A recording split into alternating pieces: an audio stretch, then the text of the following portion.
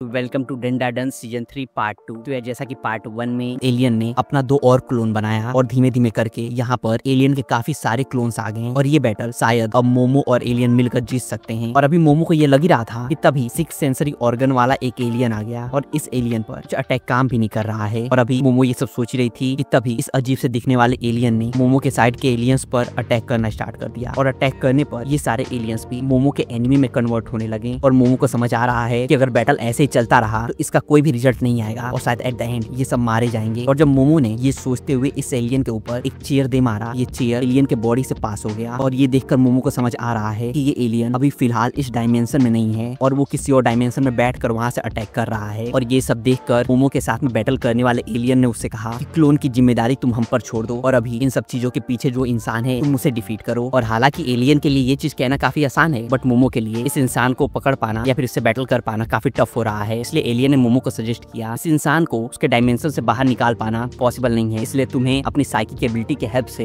पर direct attack करना पड़ेगा। और अभी मोमो से लड़ने की कोशिश कर ही रही है कि तभी मोमो पर इतना जोरदार अटैक लैंड हुआ कि वो सीधा दीवार से जाके टकराई और अगले ही पल एक टेंटिकल मोमो के डायरेक्ट हाथ में जाकर घुसा और वो बहुत ज्यादा इंजर्ड हो चुकी है। और ये टेंटिकल मोमो को चारों तरफ से बांध रहा है और धीमे धीमे यहाँ पर एलियंस का नंबर भी बढ़ रहा है। और मोमो की ये हालत देखकर एलियन ने उससे कहा मोमो मेरे क्लोन्स भी खत्म हो रहे हैं, इसलिए तुम्हें जल्द से जल्द इस इंसान को हराना होगा, नहीं तो हम सब खत्म हो जाएंगे। और एलियन की ये सारी बातें सुनकर मोमो को रियलाइज हो रहा है कि जब भी वो खतरे में रहती है वो कारून हमेशा उसे बचा लेता है, इसलिए अब तक उसने रियलाइज नहीं किया कि आखिर वो भी कितनी वीक है। और ये सब सोचकर मोमो को लग रहा है कि शायद ये उसका अंत है और अभी वो ओकारून को ही याद कर रही है और साथ ही उसे सीको की ट्रेनिंग भी याद आ रही है जो कि सीको ने मोमो को बचपन में दिया था, जहाँ सीको ने बचपन में मोमो को वर्ड्स की रियल पावर दिखाई थी और सीको ने इन वर्ड्स को काफी इफेक्टिवली यूज करने की ट्रेनिंग मोमो को दी थी। और उन्हें बताया था कि अगर तुम अच्छे से सोचो कुछ भी इम्पॉसिबल नहीं है और हर एक चीज रियलिटी बन सकती है। और मोमो से ये चीज कहने के तुरंत बाद जब सीको ने ट्रेनिंग पिलर को हिट किया वो दूर जाकर घर से टकरा गया और सीको की ये पावर देखकर बचपन में मोमो काफी इम्प्रेस्ड हो गई थी। और ये सब सोचते हुए उसे ओकारून के साथ मेड कैफे में स्पेंड किया हुआ टाइम भी याद आ रहा है। और वहीं यहाँ प्रेजेंट टाइम में एलियंस का नंबर काफी ज्यादा बढ़ चुका है और मोमो चारों तरफ से घिर चुकी है और साथ ही एलियन ने टेंटिकल्स के हेल्प से चारों तरफ से बांध लिया है। और अभी सारे एलियंस मिलकर मोमो पर अटैक करने वाले थे, तभी मोमो ने अपने साइकिक एनर्जी के हेल्प से एक काफी जोरदार धमाका किया और सारे एलियंस दूर जाकर गिरे। और इस पावरफुल ब्लास्ट के बाद मोमो वहीं बेहोश हो गई और जब उसकी आंखें खुली उसके चारों तरफ एलियंस हैं। और मोमो को होश में देखकर एलियन का कहना है कि आखिर तुमने अपना सही चेहरा दिखा दिया और तुम सेफ हो और तुम्हारे फिलहाल के कंडीशन में ऐसा लग रहा है जैसे तुम्हें अगवा करना काफी इजी हो जाएगा। और ये सुनकर मोमो को भी समझ आ रहा है कि इस बैटल के बाद में उसे इन सबसे भी डील करना ही पड़ता। और इन एलियन की धमकी सुनकर मोमो का कहना है कि अगर तुम में हिम्मत है तो सामने आओ, मेरे पास अभी भी इतनी एनर्जी बची है, मैं तुम सबको ब्लास्ट कर दूंगी। और वहीं मोमो का ये कंडीशन देखकर एलियंस को भी समझ आ रहा है कि मोमो जैसा कह रही है वैसा बिल्कुल नहीं होगा क्योंकि उसके पास अब एनर्जी नहीं बची है। और ये सुनकर मोमो ने कहा कि अगर तुम्हें ऐसा लगता है तो आगे बढ़ो और खुद देख लो। और मोमो के ये कहने के बाद हमें अगले सीन में दिखाया जाता है ये सारे एलियंस यहाँ से टेलीपोर्ट हो गए और जो इनका मेन लीडर था वो अभी जमीन पर घायल पड़ा हुआ है और उसका कहना है कि अभी इन सारे क्लोन्स को अपडेट नहीं किया गया है, इसलिए इन्हें बिल्कुल नहीं पता कि इन्हें तुमसे कैसे फाइट करना है या फिर तुम कैसे फाइट करती हो, इसलिए अगर यहाँ तुमसे बैटल होता तो काफी प्रॉब्लम क्रिएट हो जाती। इसलिए इनके लीडर ने इन्हें वापस स्पेसशिप में टेलीपोर्ट कर दिया। और इसके थोड़ी देर बाद हमें दिखाया जाता है मोमो खुद को फर्स्ट एड दे रही है और वहीं पर ये एलियन कुछ सोच रहा है। और सिंस इनका हर एक सामान चोरी हो चुका है इसलिए अभी एलियन के पास भी कुछ भी ऐसा नहीं है जिससे वो खुद को अभी हील कर सके। और मोमो के पूछने पर एलियन का कहना है कि वो कौन लोग थे हमें इस बारे में कुछ भी आइडिया नहीं है। और एलियन का ये भी कहना है शायद उन सब ने वार्प टेक्निक का यूज करते हुए काफी लंबा सफर करके यहाँ आए हैं और ऐसे सब सिस्टम को यूज करने के लिए ट्रांसमिशन सिस्टम की काफी जरूरत है। और एलियन ने ये भी बताया कि पिरामिड एक ट्रांसमिशन सिस्टम है। और जब ये चीज मोमो ने सुना उसने एलियन से पूछा कि क्या पिरामिड एक तरह से कब्र है ना जहाँ पर मम्मी को रखा जाता है, जिसका एलियन ने जवाब दिया कि नहीं ऐसा बिल्कुल नहीं है, बल्कि वो सारे डेड बॉडीज हमने ही वहाँ पे रखा है ताकि उन्हें हम एडवांस मेडिकल फैसिलिटीज में भेज सकें। तो एलियन ने ये भी कहा कि जापान में भी एक ट्रांसमिशन सिस्टम है। और मोमो के हिसाब से सिंस जापान में कोई भी पिरामिड नहीं है ये कैसे पॉसिबल है। और मोमो के पूछने पर एलियन ने बताया कि यहाँ पर ट्रांसमिशन सिस्टम पिरामिड के फॉर्म में नहीं बल्कि स्प्लेंडेड कॉफिन बरियल के फॉर्म में है। और एलियन की ये सारी बातें सुनकर मोमो को कुछ भी समझ नहीं आ रहा है और वो जानना चाह रही है कि अगर सभी एलियंस इतने दूर से आए हैं तो आखिर वो ह्यूमन लैंग्वेज इतना आसानी से कैसे बोल पाते हैं। जिसका एलियन ने जवाब दिया कि ये लोग जो भी हैं लोगों ने हमारा हर एक चीज चुराया है, इसलिए ये सब हमारे डाटा के हेल्प से ह्यूमन से काफी अच्छे से कम्युनिकेट कर पा रहे हैं। और ये सुनकर मोमो जानना चाह रही है क्या ये सब लोग मोला की ही तरह हैं लाइक काइजू सूट में। जिसका एलियन ने जवाब दिया कि इनके काफी टाइप हैं, इसलिए कितने हैं मुझे इस बारे में कोई भी आइडिया नहीं है। और एलियन ने मोमो से ये भी कहा तुम्हारे सारे साथियों पर अटैक हो रहा है, इसलिए अगर हम जल्दी नहीं करेंगे तो ये लोग इतने स्ट्रॉन्ग हैं कि हम सब मारे जाएंगे। और सिंस अभी ये एलियन चल नहीं पा रहा है इसलिए मोमो ने इसे एक नॉर्मल प्लेस पर और अभी मोमो यहाँ से जा ही रही थी, तभी इस एलियन ने उसे भी अपने साथ में ले जाने के लिए कहा। और जाहिर है मोमो को इन सब से नफरत है, बट पूछने पर इस एलियन ने बताया कि जो भी डाटा उन लोगों ने हमसे लिया है वो हर एक डाटा इरेज होना काफी जरूरी है। और एलियन के ये सब कहने के बावजूद भी अभी मोमो यहाँ से जा ही रही थी कि तभी उसका ध्यान क्लॉक की तरफ पड़ा। काफी देर पहले 10 बज चुके थे, इसलिए मोमो को बिल्कुल समझ नहीं आ रहा है कि अब उसे क्या करना चाहिए। और अगर ऐसा ही चलता रहा तो रिको मोमो को जल्दी ढूंढ लेगी। इसलिए मोमो ने मांगा कैफे में रुकने का डिसाइड किया, बट सिंस मांगा कैफे में माइनर नहीं रुक सकते हैं, इसलिए थोड़ी देर सोचने के बाद हमें नेक्स्ट सीन में दिखाया जाता है मोमो ने एलियन का सूट पहन लिया है और इस सूट की हेल्प से वो एक एडल्ट की तरह क्लब में एंटर करने की कोशिश कर रही है। और उसका ये कोशिश सक्सेसफुल भी रहा और अब मोमो और एलियन दोनों एक साथ कैफे के अंदर हैं। और अभी सिंस मोमो और एलियन दोनों मांगा कैफे में है, इसलिए एलियन मांगा पढ़ना चाह रहा है, बट मोमो ने उसे तुरंत कहा कि शांत रहो और अभी यहाँ पर बैठो। एंड इसके बाद हमें नेक्स्ट सीन में दिखाया जाता है मोमो को सोते हुए देखकर एलियन अपने वेपन से मोमो पर अटैक करने ही वाला था कि तभी इन्हें डोर नॉक होने की आवाज सुनाई दी। और ये इस कैफे का एम्प्लॉई है और इसके आंखों से ये साफ है कि इसका इंटेंशन काफी बुरा है। और इसने नॉक करते हुए कहा कि मिस, जो भी आपने फॉर्म फिल किया था मैंने गलती से उसे इरेज कर दिया, तो क्या फिर से आकर आप इसे भर देंगी? और एलियन और मोमो को साथ में बातें करते हुए सुनकर इस एम्प्लॉय ने पूछा कि मिस, आपके साथ अगर कोई और भी है तो आपको तुरंत यहाँ से बाहर निकलना होगा। और गेट को थोड़ा खोलते हुए जब एम्प्लॉय ने नोटिस किया कि दरवाजे के बीच हैंगर है, उसने तुरंत काफी जोर से दरवाजा ओपन किया और ये हैंगर 2 हिस्सों में बट गया। लेकिन जब उसने रूम के अंदर देखा उसे सिर्फ एक ही इंसान दिखा। और जब ये एम्प्लॉय अंदर आया, एलियन ने उसे कहा भले तुम यहाँ के एम्प्लॉय हो, इन कस्टमर की प्राइवेसी को रियून करना बिल्कुल सही नहीं है। और अभी एलियन ये सब कह ही रहा था कि तभी इस एम्प्लॉय ने उससे कहा कि मैं तुम्हें पसंद करता हूँ, इसलिए मेरी गर्लफ्रेंड बन जाओ। और ये एम्प्लॉय एक साइको है और उसने कहा क्या मैं तुम्हारा स्कर्ट उठा सकता हूँ? और ये कहने के बाद जैसे ही इसने मोमो की स्कर्ट उठाने की कोशिश की, उसे जब मोमो की आवाज सुनाई दी उसने एलियन से कहा कि अभी मुझे तुम्हारे स्कर्ट के नीचे से किसी लड़की की आवाज सुनाई दी। और थोड़ी देर यही सब अजीब हरकतें करने के बाद साइको एम्प्लॉय ने कहा क्या मैं तुम्हारे अंडरगारमेंट्स देख सकता हूँ? और अभी ये मोमो का स्कर्ट उठाने की कोशिश कर ही रहा है। वहीं मोमो बार बार यही सोच रही है कि ये सब खत्म होने के बाद मैं तुम्हें मार डालूंगी। और वहीं जब इस एम्प्लॉय ने स्कर्ट टच किया उसे ये काफी अजीब लग रहा है, यहाँ 2 स्कर्ट हैं, इसलिए उसने टॉप मोस्ट स्कर्ट उठाने का डिसाइड किया। और अभी वो आगे बढ़ ही रहा था कि तभी कुछ ऐसा हुआ कि ये एम्प्लॉय अचानक से होश में आ गया और माफी मांगने के बाद तुरंत यहाँ से चला गया। और उसके यहाँ से जाने के बाद मोमो अभी एलियन पर गुस्सा कर ही रही थी कि तभी मोमो ने ये भी बताया कि जब ये सब चीजें हो रही थी उसने उस एम्प्लॉय के पॉकेट में एक मिरर नोटिस कर लिया था। और वो मिरर देखकर मोमो को ये समझ आ गया ये किसी और का नहीं बल्कि रिको कासिमा का काम है। और ये नाम सुनकर एलियन भी जानना चाह रहा है ये रिको आखिर है कौन, बट मोमो का कहना है तुम्हें इस बारे में जानने की बिल्कुल जरूरत नहीं है। और इसके बाद हमें नेक्स्ट डे मॉर्निंग का सीन दिखाया जाता है और अभी मोमो एलियन के साथ घर की तरफ जा ही रही थी, उसे रास्ते में चीकी मिल गया। और सिंस मोमो कल रात घर नहीं आई इसलिए सबको उसकी चिंता हो रही थी। और ये सुनकर मोमो चीकी से जानना चाह रही है क्या तुम्हें भी मुझ पर जो कर्ज है उसके बारे में पता है? जिसका चीकी ने जवाब दिया कि नहीं, मुझे उस बारे में नहीं पता है, लेकिन कल सब पर अटैक हुआ था। और जब फाइनली मोमो घर पहुंची उसने देखा जीजी, ओकारून, आयरा सबका बुरा हाल है और सभी काफी ज्यादा इंजर्ड हैं। और इन सब चीजों के लिए मिस्टर मेंटिस ने मोमो से माफी मांगा। और यहीं